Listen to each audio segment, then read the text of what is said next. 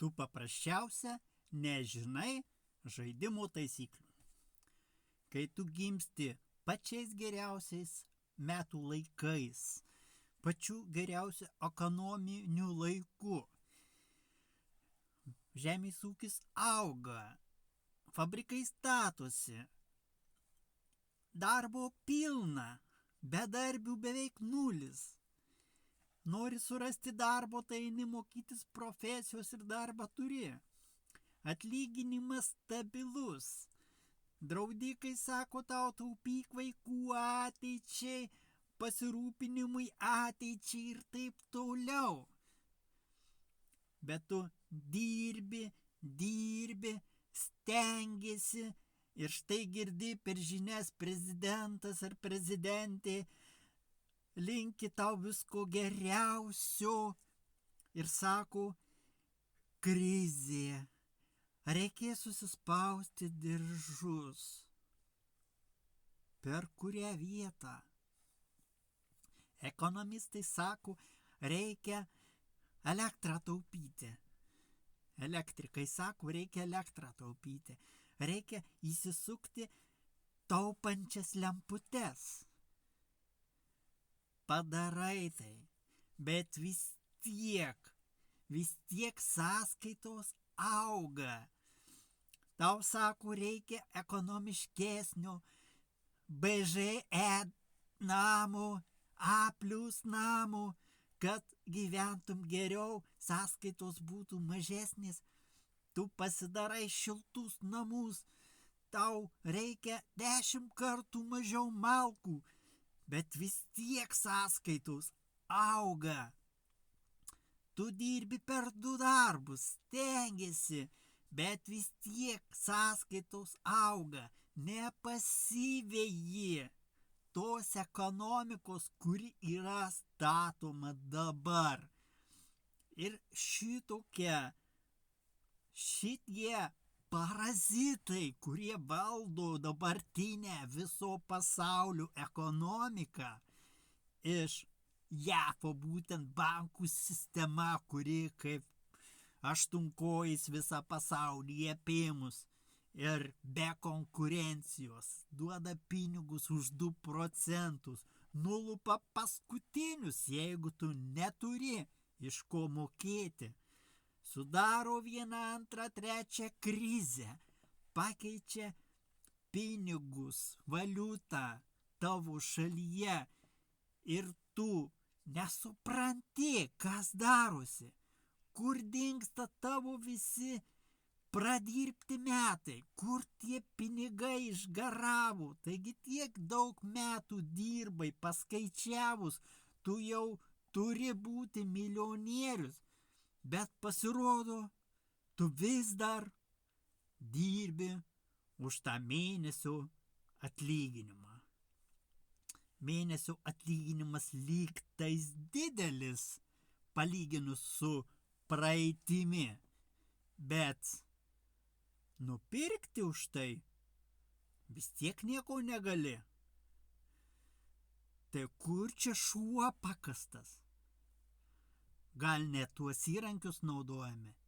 Gal reikia žaisti bankų įrankiais, o ne darbininkų valandomis?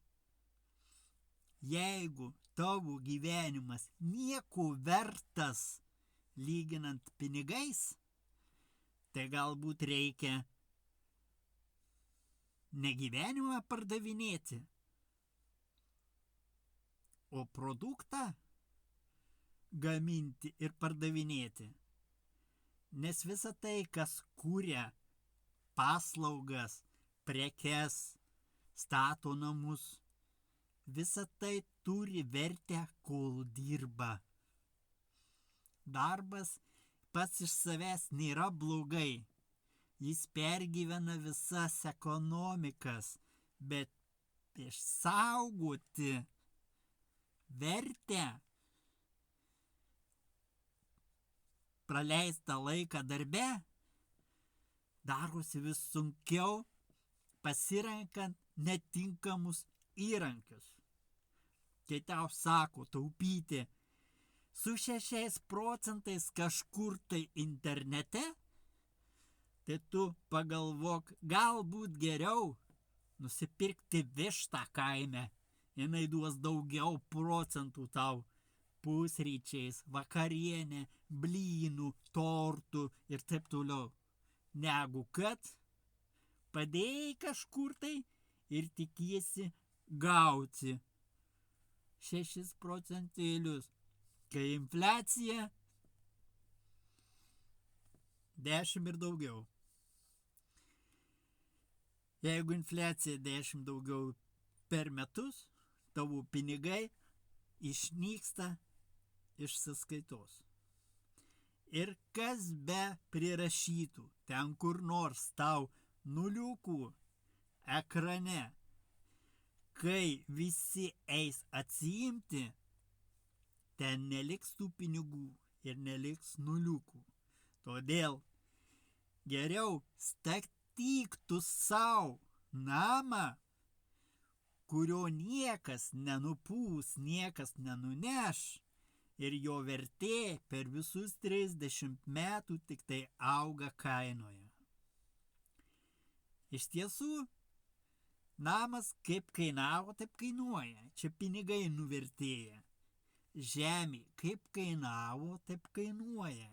Tik tai palyginus 30 metų atgal 16 arų nupirkdavai už $200. Dabar 1 arą nuperki už 3000 eurų. Kur investuoti savo pinigus, kaip išsaugoti savo darbo laiką, kiekvienam spręsti pagal save. Mes orientuojamės į savo patirtį, savo išgyvenimus, savo praradimus ir nekilnojamo turto dalybas su antraja pusė ir panašiai. Ir iš to padaryta išvada namas nemokamai sistema. Namas nemokamai kiekvienam, kuris tik prisideda kaip nors prie šito judėjimo, klubų, ar kaip nepavadinsi, veiklos, kurią kūrė kiekvienas ir negali to sustabdyti nei vienas ministras, bankas ar dar kas panašiai. Tu pradėjai tai daryti, tu gausi iš tai naudos, kai tavo draugas gaus namą nemokamai. Tu uždirbsi konsultuodamas draugą, uždirbsi registruodamas draugą, gausi premiją už pakviestų draugų kiekį, gausi premiją už kiekvieną 100 sutarčių, nors ir tų pačių draugų padaryta. Ir tai leidžia tau su kiekvienais metais uždirbti daugiau ir daugiau, investuoti į savo nekilnojamą turtą, nuomuoti, susikurti pasyvias pajamas, apsaugoti save, savo vaikų ateitį ir nelikti niekaip be stogų virš galvos. Nes likti be stogų žiemą, tai pizdiec kaip blogai.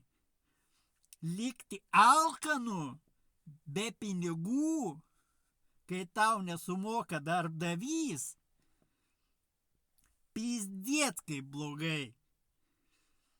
Ir jeigu tau dar tai nedaeina, žiūrėk žinias. Tai rodo, kaip jie puikiai manipuliuoja viskuom, kad tik tai tau negrąžinti pinigų. Tavo sutaupytų, tavo pensijai. Taigi daryk išvadas, namas nemokamai kiekvienam.